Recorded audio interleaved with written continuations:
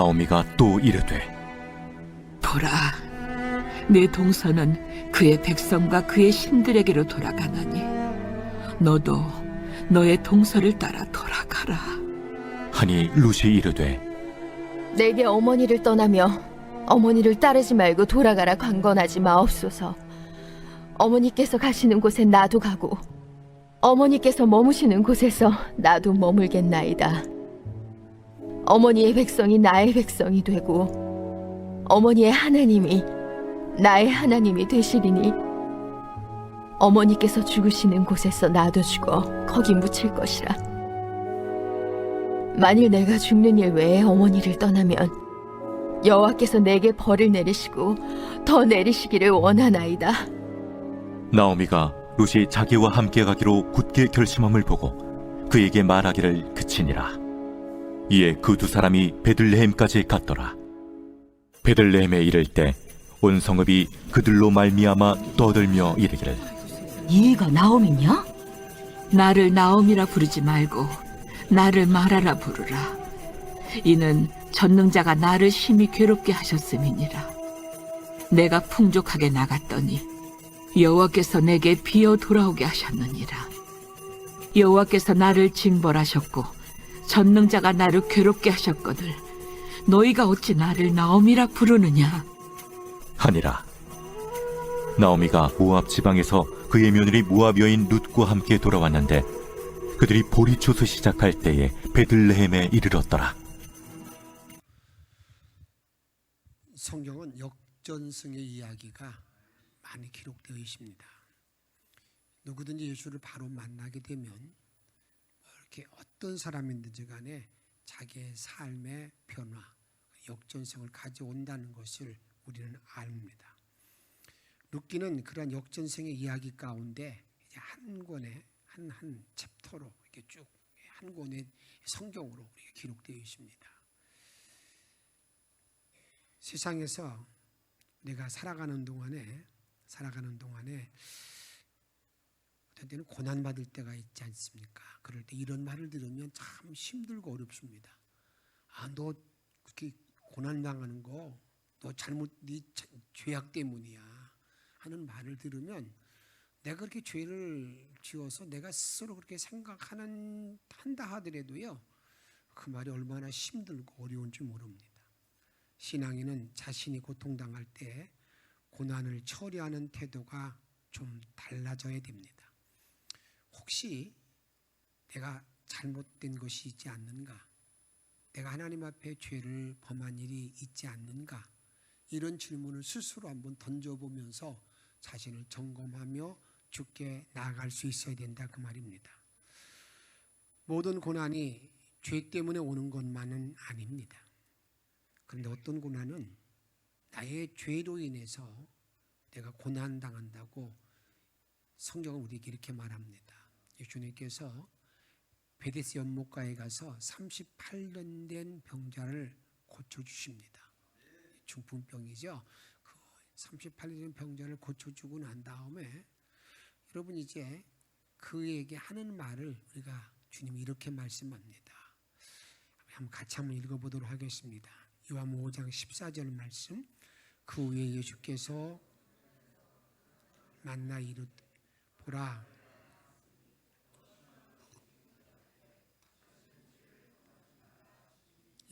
다시는 너 죄를 범하지 말라. 더 심한 것이 생기기 전 다시 죄를 범하지 말라고 우리에게 말씀하고 있는 걸 보게 됩니다. 그런데 우리가 고난을 볼 때 성경은 우리들의 고난을 말할 때 이렇게 말씀하는 것이 우리들이 가장 유익한 말씀입니다. 시편 119편 71절에 1절이 보게 되면 고난당하는 것이 나에게 유익이라. 이로 말미암아 내가 주의 율례와 주의 법도를 배우게 되었다. 내가 주의 율례를 배우게 되었다. 주의 법을 깨닫게 되었다. 말씀을 알게 되었다. 내가 고난당하기 전까지는 그런 거 전혀 알지 못했는데 고난당하고 나서 보니까 이게 이 말씀이었구나. 이렇게 내가 살아가야 되는구나 하는 것을 알게 되었다고 말하고 있는 걸 보게 됩니다. 오늘 본문은 어떻게 보면 처참하죠.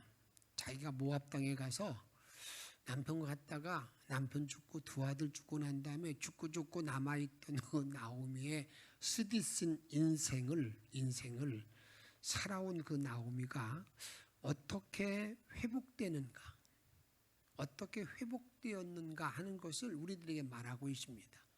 이 본문을 가지고 이제 다음 시간에 한 번 더 말씀드릴 터인데, 우리가 이 정말 비참하잖아요. 이렇게 이렇게 남편 죽고 두 아들 죽고 그런 모든 참 비참한 모든 현실이 어떻게 회복되었는가, 이걸 찾는 게 너무 중요한 거라 그 말입니다. 왜냐하면 저와 여러분들에도 이런 고난, 역경들, 어려움들은 계속되게 나에게 앞에 놓여 있는 문제들이에요. 그래서 오늘 그 문제를 잘 잡고, 그런 고난이 나에게 있을 때에 그러니 나오미가 그 가지던 자세를 갖는 것, 이것이 우리가 때로는 그 어려움을 이기는 어떤 방편이 된다 그 말입니다. 역전성의 요소를 한번 찾아보면서 함께 은혜를 나누고자 합니다. 그 중에 제일 첫 번째 하나는 자기가 당하고 있는 현실을 똑바로 직면하는 것. 내가 지금 당하고 있는 현실을 똑바로 직시하는 것이 너무너무 중요하다 그 말입니다. 인생이 가장 두려워하는 것은요, 자기의 치부가 드러나는 일입니다. 자기의 상처를 드러나는 것이 너무너무 싫어하는 거예요. 여러분들, 그래서 때로는 부부간에도 보게 되면 어떤 뭔가 이렇게 그 부분만 말만 나왔다면 그냥 어떻게 보면 획가닥하는 거 많이 있잖아요. 그것도 어떤 치부고 어떤 상처고 그런 모든 문제들인데, 그러니까 자기의 아픔을 드러내는 것, 이게 여러분들에게 만만치가 않다 그 말입니다. 자기 부끄러움을 드러내는 것은 싫어하고 괴로운 일이다 그 말입니다. 누구든지 자기의 잘못을 인정하는 것, 이게 어렵습니다. 그러기에 우리가 그런 잘못에 대해서 누군가 이렇게 지적해 주면요, 겉으로는 그러지 하고 고맙다고 그러지만 이 속으로는 뭔가 이렇게 자꾸 그냥 그런 고깝지 않은 마음들이 나에게 있는 것을 우리가 보게 된다 그 말입니다. 우리가 성경에서 보게 되면 다윗이라는 사람이 위대함이 어디 있는가? 그 다윗의 위대한 면이 어디 있는가? 그 다윗의 위대함, 그를 성군으로 말하는 그 이유는 무엇인가? 그것은 다른 데 있지 않습니다. 그것은 다윗이 행한 일을 보게 되면 우리는 다윗까지 성군, 메시아 가문, 그래서 그는 어떤 도덕적으로 문제가 없다, 그런 문제가 그렇게 성경을 말하고 있지 않습니다. 어떻게 보면요, 어떻게 저렇게 할 수 있을까 할 정도로 보게 되면 그런 인간이잖아요. 여러분들이 낮에 일어나서 이렇게 성 안에 둘러보니까 목욕하는 여자를 불러서, 여러분 그 일을 가늠하고 난 다음에 부족해가지고 결국 그 남편을 죽이는 그런 일까지 하잖아요. 전쟁대대에 보내가지고. 여러분, 그리고 나 자기는 아무도 모르는 것처럼 다 처리했다고 생각하는, 완전 범죄했다고 생각하잖아요. 근데 완전 범죄는, 인간에게는 완전 범죄가 있을 수 있죠. 그러나 하나님 앞에서는 완전 범죄가 있을 수 없어요. 하나님이 지금 다 이렇게 보고 계신 거잖아요. 하나님이 보고 계신데, 그 하나님께서 나단 선지자를 보내서 그 나단 선지자로 하여금 이 다윗의 실상을 말해줍니다. 다윗의 잘못을 지적해줍니다. 그러면 여러분, 다윗이라는 사람은 어떤 사람이냐면 그 당시 왕이에요, 왕. 여러분, 왕이면 왕의 어떤 권세를 가지고 어떤 말을 해도 나단이라는 선지자가 말할 때 무시할 수 있잖아요. 그런데 그 말을 할 때 다윗이 어떻게 받아들이는가? 한번 성경을 한번 보십시다.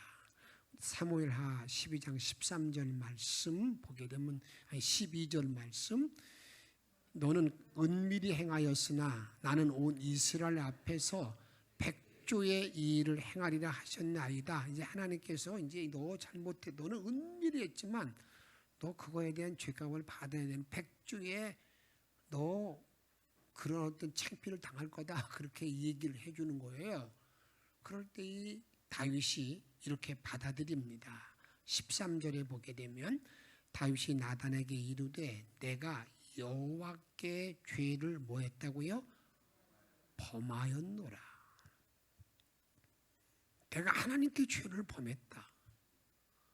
여러분 이게 그냥 우리는 읽어서 나갈 때 얘기하는 일이지만 이건 그 당시 상황에서 왕이라고는 그 왕의 어떤 신분, 그 신분에서 이런 일을 한다는 것은 이건 가히 상상하기 어려울 정도의 얘기라고요.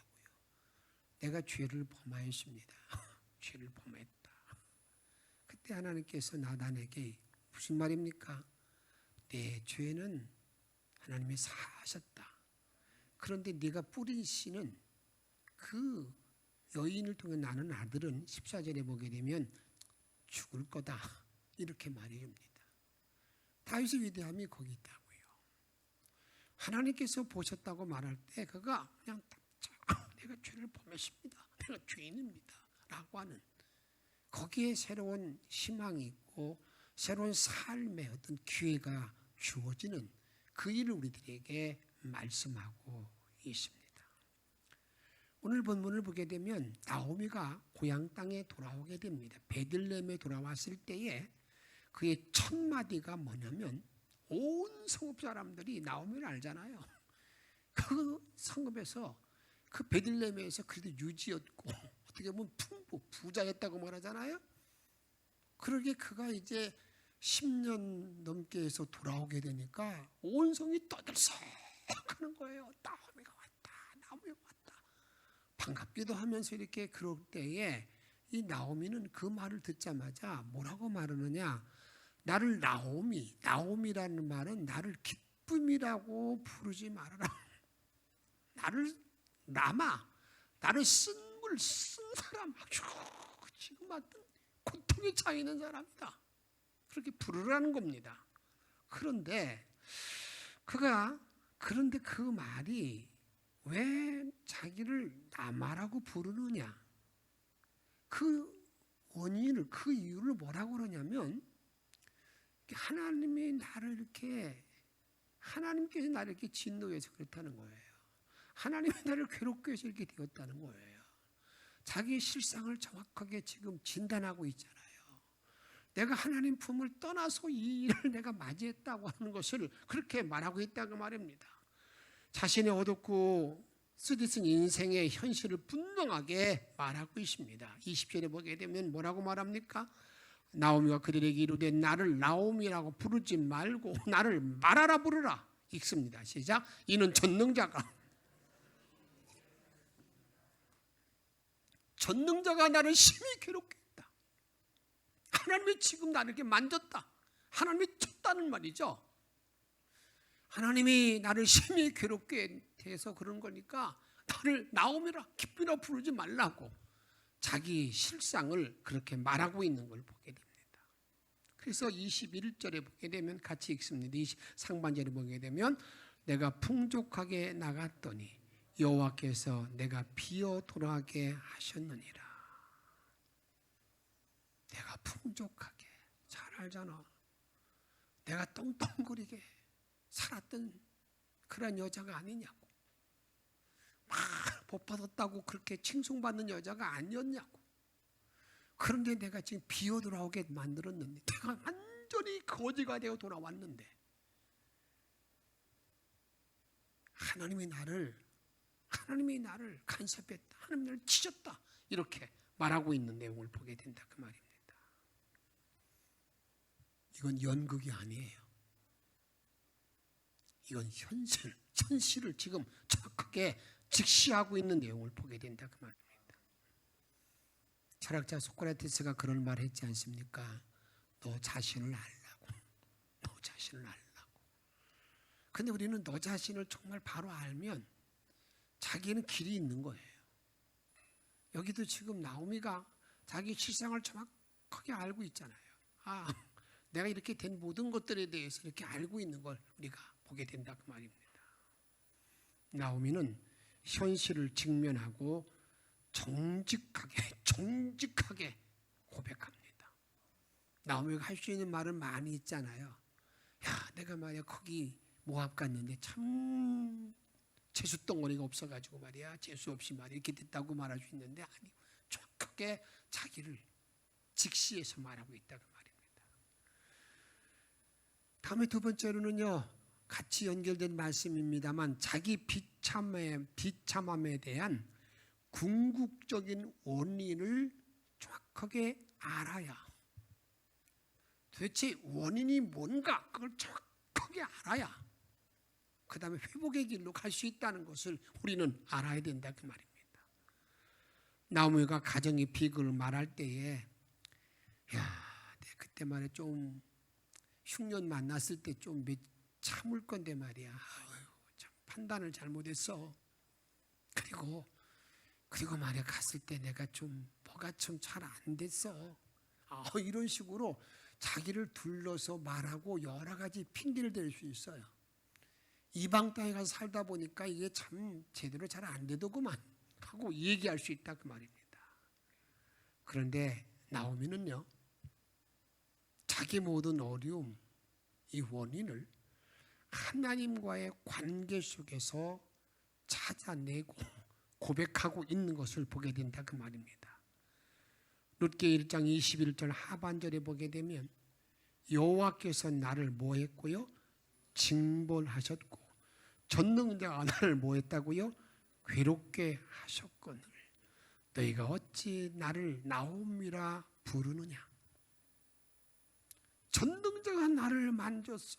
전능자가 나를 징벌해서 죄값을 내가 치렀어.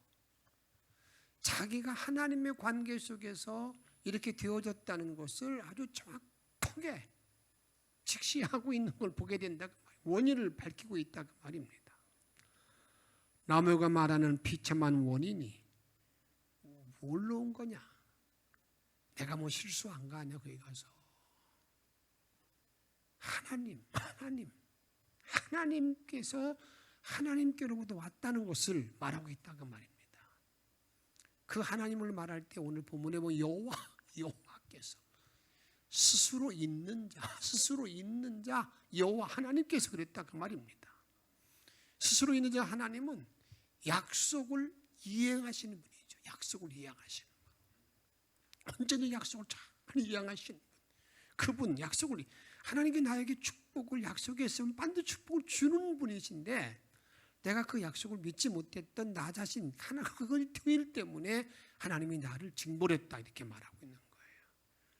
전능자 하나님이 그렇게 했다고 말합니다. 엘샤다이라고 말하는데 그 전능자, 무에서 유를 창조하신 하나님께서 나를 이렇게 흔들어 가지고 딱 만들었다 이렇게 고백하고 있는 걸 보게 된다 그 말입니다.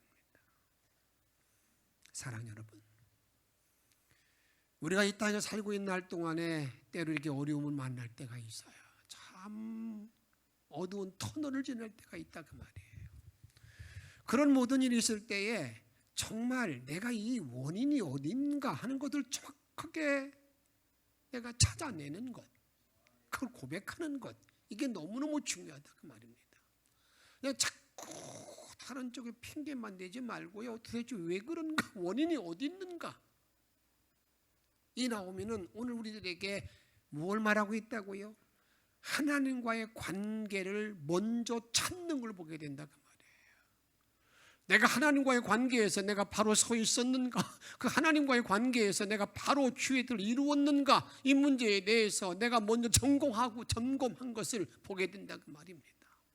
자꾸 다른데 먼저 돌리지 마시고요, 하나님과의 관계, 이것을 먼저 그 원인을 찾는 것, 이게 우리에게 회복의 단계라는 것, 회복의 기회가 된다는 것을 우리가 알아야 된다 그 말입니다.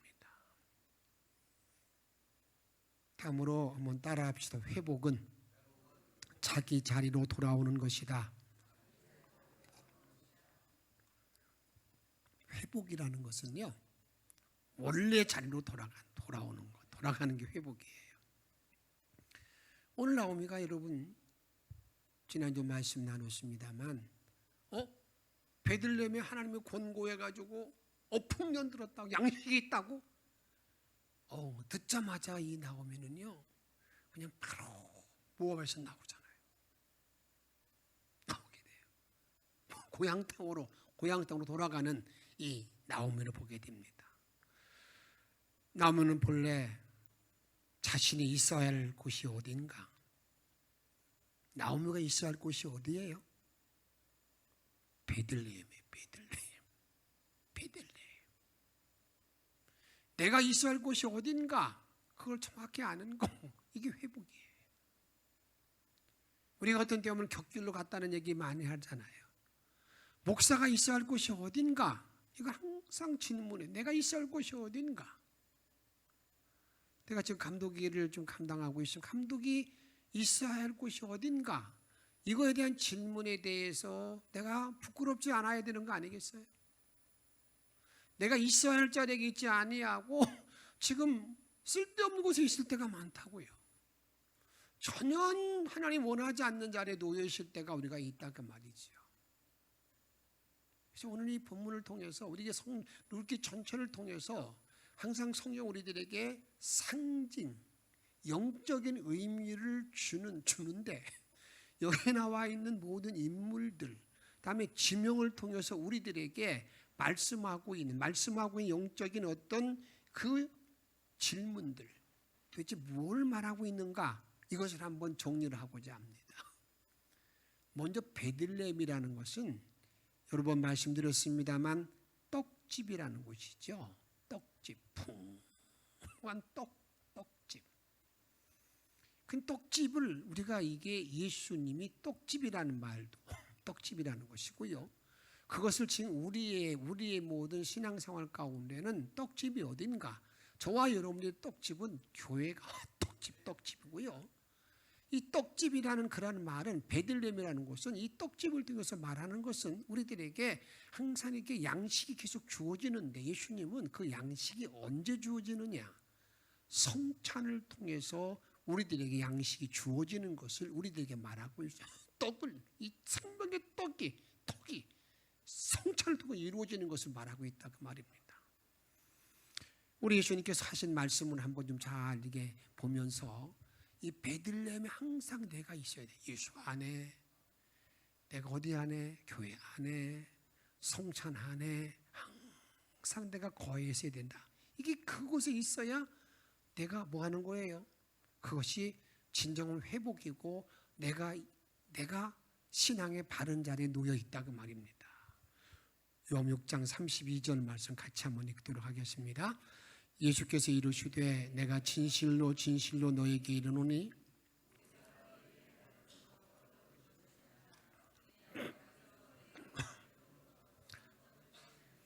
이스라엘 백성들은 광야에서 이제 보십니까? 만나를 주었을 때에게 모세를 통해서 주었다. 모세의 능력이다. 그렇게 생각하고 있는 하나님 예수님 말씀하고 있는 거예요. 아니야. 모세가 준 거 아니야. 하늘에서 하나님이 직접 떡을 준 거야. 그들에게 양식을 주었다고 이렇게 말씀하면서 33절에 보게 되면 하나님의 떡은 하늘에서 내려 무엇을 준다고요? 세상에 생명을 주는 것이니라. 하나님의 떡은 생명을 주는 것, 생명 주는 거다. 그 다음에 34절 말씀, 그들이 이르되 주여 이 떡을 항상 우리에게 주소서 하고 이렇게 말하니까 이 떡을 좀 제발 좀 주어가지고 생명의 떡을 먹고 생명수 가운데 거하게 해달라고 이렇게 부탁을 해요. 그러니까 주님께서 35절 읽습니다. 시작. 예수께서 이르시되 나는 생명의 떡이니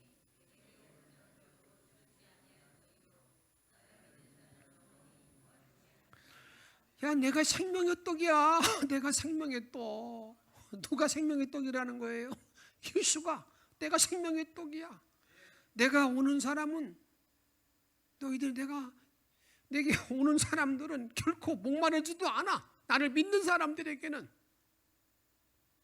주님께서는 예수님 자신의 생명의 떡임을 우리들에게 지금 말씀하고 있어요.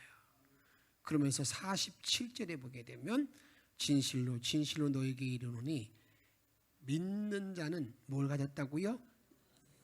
영생을 가졌나니 48절 같이 읽습니다. 내가 곧 생명의 떡이니라. 내가 생명의 떡이니라. 사랑 여러분, 누가 생명의 떡이라고요? 예수. 베들레헴이라는 것은, 베들레헴을 우리들에게 영적인 의미의 상징은 베들레헴, 다시 말해 나오미는 어디를 떠난 거예요? 생명의 떡이신 예수를 떠났다는 거예요. 생명의 떡을 먹고 마시는 교회를 떠났다는 거예요. 그리고 나서 그의 모든 삶이 어떤 삶으로 그렇게 참 비참한 모든 삶을 맞이했다라고 하는 우리들에게 알려주고 있다. 우리들이 이렇게 지금 보여주고 있는 거예요. 이거다라고 얘기하고, 베들레헴은 떡집, 생명의 떡 교회, 이렇게 우리에게 상징하고 있어요. 그 다음에는 우리가 나오는 엘리멜렉이라는 사람, 나오미의 남편이죠. 남편. 엘리멜렉이라는 사람은 도대체 무엇을 상징하는 건가? 여러분 성경에서 보게 되면 우리가 예수, 첫사람 아담은요, 예수님을 말할 때 이 사람은 첫사람 아담, 예수님은 두 번째 아담이에요. 첫사람 아담은 이게 우리들에게 뭘 가져왔어요? 죄를 가져다 주고 멸망의 길로 인도했던 그가 첫사람 아담이고요. 두 번째 아담은 우리들에게 죄를 지은 첫사람 아담이 죄를 지어서 죽을 수밖에 없는 인간들에게 새로운 생명의 길을 안내해 준 두 번째 예수가 두 번째 아담이라고 성경은 말하고 있어요. 그런데 여러분들에게 여기 엘리멜렉이라는 사람은 누구를 상징하느냐? 첫사람 아담. 성경은 이렇게 우리들에게 말하죠. 로마서 보면은 로마서 5장 12절 말씀. 그러므로 한 사람으로 말미암아 죄가 세상에 돌아오고 죄로 말미암아 사망이 들어왔나니 이와 같이 모든 사람이 죄를 지었으므로 사망이 모든 사람에게 이르렀느니라. 아멘. 그러니까 이 엘리멜렉이라는 사람은 첫사람 아담을 통해서 자기 가족을 전부 다 여러분 어디 자리에 이끌어간 거예요? 정말 생명의 떡집을 떠나서 여러분 모압이라고 하는 사망의 땅으로 인도했던 엘리멜렉이 그런 것을 상징하는 거예요. 그런데 엘리멜렉이 죽었어요. 엘리멜렉이 죽고 나서 이제 나오미가 이제 새로운 어떤 기회로 다시 예루살렘으로 돌아오게 되는데 성경은 우리들에게 무엇을 말하냐면 항상 그 첫사람의 죄에 있던 모든 어떤 데 우리가 마귀에 속했든지 간에 그 자리에서 여러분 벗어나야 내가 구원의 길을 걸어가는데 한번 성경을 먼저 읽고 제가 좀 더 설명을 드릴게요. 로마서 7장 1절 말씀 읽도록 하겠습니다. 형제들아 내가 법 아는 자들에게 말하노니 너희는 그 법이 사람을 살 동안만 그를 주관하는 줄 알지 못하느냐. 7절 2절입니다. 남편이 있는 여인이 그 남편 생전에는 법으로 그에게 매인 바 되나 만일 그 남편이 죽으면 남편의 법에서 벗어나느니라. 아멘. 여기 보세요. 지금 나오미가 여러분 자기 남편, 자기 엘리멜렉으로 인해서 어디 자리에 들어가 있는 거예요? 죄의 자리, 사단의 자리, 그런 자리에 매여 있다가 그 엘리멜렉이 죽고 나서 이제 그에게는 그 남편의 법으로부터 해방됐어요. 새로운 기회가 주어져서 결국 나오미가 어떻습니까? 그 모압을 떠나서 이제 그의 삶에 새로운 어떤 삶으로 여러분 역전성의 삶의 어떤 바탕이 되었다는 것을 우리들에게 말씀하고 있다 그 말입니다. 그러게 저와 여러분도 마찬가지입니다. 내가 예수의 품에 안긴다는 것은요, 내가 예수 믿기 전에 죄와 사망으로 묶였던 매였던 모든 것을 떠나서 이제 그걸 벗어 던지고 어디로 오는 거예요? 내가 주 앞에 오는 거. 이것을 이렇게 첫사람 남편이라는 것을 남편이라고 성경은 우리들에게 말씀하고 있다 그 말입니다. 그럼 모압이라는 곳은 뭘 상징하는가? 모압이라는 것은요, 여러분, 이 영적인 폐륜화를 말하는 것, 세상을 말하고요, 교신의 소굴을 말하고, 우리가 지옥이고 인본주의 모든 생각에 있는 곳, 이것이 모압입니다. 모압 땅은 그런 것을 우리가 상징한다 그 말이에요. 그리고 난 다음에 나옴이라는 사람은, 나옴이라는 여인은 그러면 여기서 우리들에게 어떤 의미를 가지고 있는 사람인가? 나옴이라는 사람은 세상에 살고 있는 죄의 굴레에 놓여 있는 영적인 폐륜화 속에 살고 있는, 모압에 살고 있는 그런 모든 사람들을, 세상에 살고 있는 모든 사람들을 누구로 인도하는, 이제 결국 나오미로 하여금 어디로 하여?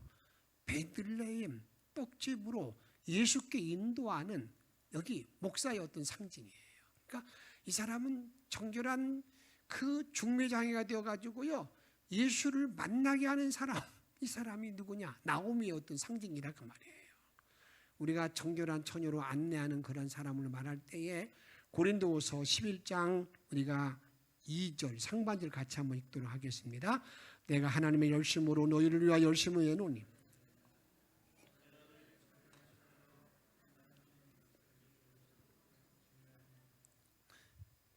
내가 정결한 처녀로, 우리가 예수 그리스도하고 우리 뭐가 된다고요?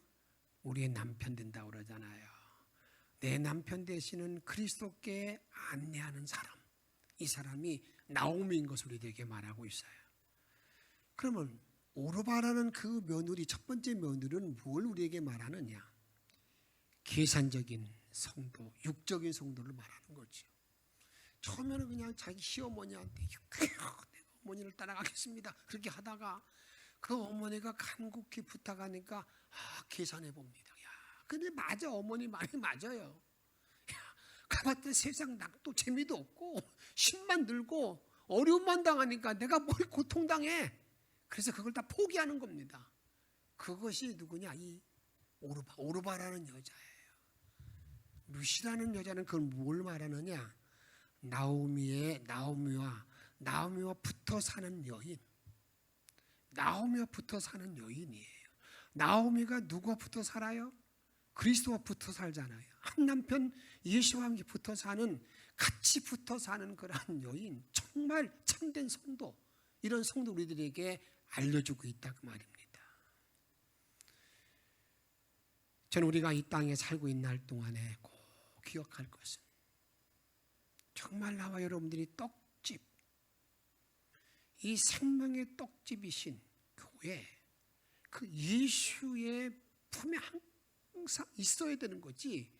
그걸 떠나게 되면 오늘 나오미가 고백하는 것처럼 그게 자기의 쓰디쓴 인생의 어떤 원인이 된다는 것을 우리들에게 말씀하고 있다 그 말입니다. 혹시 내가 그런 떡집을 떠났다 하더라도 여러분 빨리 돌아오는 것이 살 길이라는 걸 우리에게 말씀하고 있다 그 말입니다. 그런데 한국인들은요, 한국의 특징 가운데 참 여러 가지가 많이 있습니다만 그 중에 신앙적인 모든 특징에서 보게 되면 한국인들은요, 회개한다 할 때 돌이킬 회거든요. 반성은 참 빨리 한다고 그래요. 반성을 빨리 해요. 그런데 완전히 자기가 돌이킬 개에서 그냥 완전히 행동에 옮기는 건 느려요. 잘 안 해요. 다른 말로 말씀드리면 내가 잘못했다고 말하고 난 다음에 진실성이 없는 거야. 그냥 임기응변으로 피하기 위해서 말할 때가 많다 그 말이에요. 그래서 우리 한국인들에게 있는 신앙적인 학습 세례 제도가 하나 있습니다. 그게 뭐냐면 선교사들이 와서 보니까 그냥 잘못했다고 그러는데 며칠 가서 보게 되면 또 그냥 제자리에 돌아와 있는 거예요. 그래가지고 그 세례 줄 때에 마음대로 세례를 못 주는 거야. 그래서 어떻게 했다는 거예요? 1년 동안 보는 거야. 세례 줄만한가 그러지 못한가. 이게 학습제도였어요. 그런데 이 일이 학습제도가 있다가 지금 없어졌잖아요. 이게 너무 창피스러운 거야. 아무리 우리의 그런 습성이 있다 하더라도 전 세계에 한국인만 있는 학습제도 그러니까 요게 여러분들에게 다른 게 이 어디 가서 참 이게 얼굴이 좀 면이 안 쓰는 거야. 그래서 이 교계 저기 목사들이 모여가지고 이거 뺍시다. 그래서 빼놨어요. 근데 아직도 여러분들에게 이런 걸 많이 봐요. 기도원에 가서 부흥회 할 때 눈물 콧물 짜고 와가지고요. 회의는 했어요. 근데 걔는 뭡니까? 눈물 짜고 난 다음에 뭐예요? 내 행동에 옮겨야 돼. 옮기지 않는 거야. 또 똑같아. 토항을 또 잡시는 개신앙 가지고 개신앙. 이게 얼마나 창피스러운지 모르잖아요.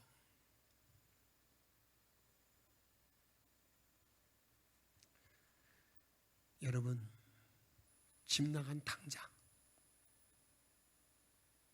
그 탕자가요, 아버지 품을 떠나고 나서 보니까 자기가 뭐 잘할 줄 알았죠. 다 없어지고 나니까 이제 쥐염 열매, 돼지가 먹는 쥐염 열매를 먹으면서, 아이고, 내 아버지 집에는 먹을 게 많은데 일꾼들도 이렇게 흰밥 먹고 이 밥 먹고 이렇게 좋은데 나는 이거 쥐려 죽는구나. 이게 자기가 스스로 회개하잖아요. 그리고 난 다음에 여러분 그 자리에서 매일마다 아이고 아버지 집에 가면 먹을 수 있는데 그 짓만 하면 안 되잖아요. 그 짓거리만 하면. 탕자는 그걸 알고 난 다음에 개를 해요. 성경 보십시오. 이렇게 말합니다. 15장 17절 말씀 읽습니다. 시작. 스스로 돌이켜 이르되 내 아버지에게는 양식이 풍족. 18절 내가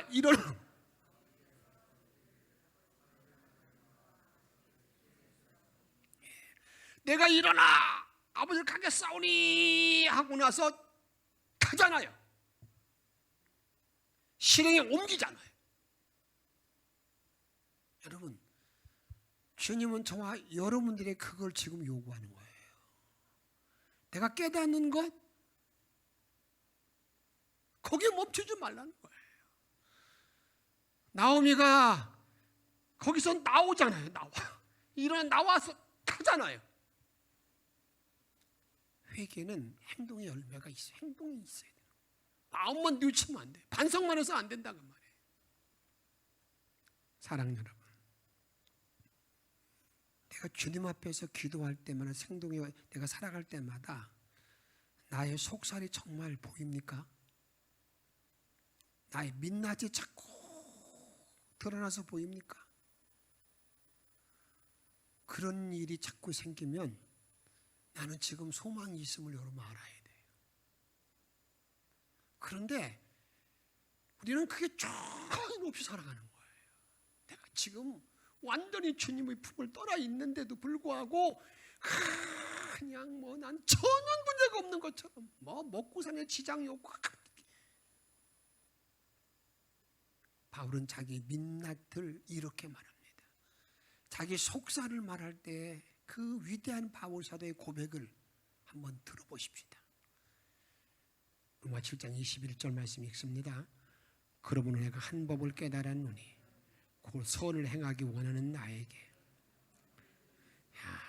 내가 지금 하고 있는 거 보니까 선을 행한다고 껍적껍적대고 있는데 전부 다 함께 있어요. 22절 읽습니다. 내 속사람으로는 하나님의 법을 잘 보세요. 한편 마음으로 주님을 사랑하고 주를 따르고 즐거워하는데 24절 23절 내 지체 속에서 한 다른 법이 내 마음의 법과 싸워 내 조체 속에 있는 죄의 법으로. 이런 실상을 정말 많이 봅니까? 나를 보니까 내가 이게 그래서 바울은 그 위대한 고백을 하잖아요. 7장 24절에 보게 되면 오라 나는 참 곤고한 사람 피곤한 사람 이러다 이 사망의 몸에서 누가 나를 건져내랴. 내가 지금 한편으로 주님을 사랑하고 즐거워하면서도요, 한편으로는 죄의 길에 나를 사로잡고 있는 내 모습을 내가 그대로 보는 거야.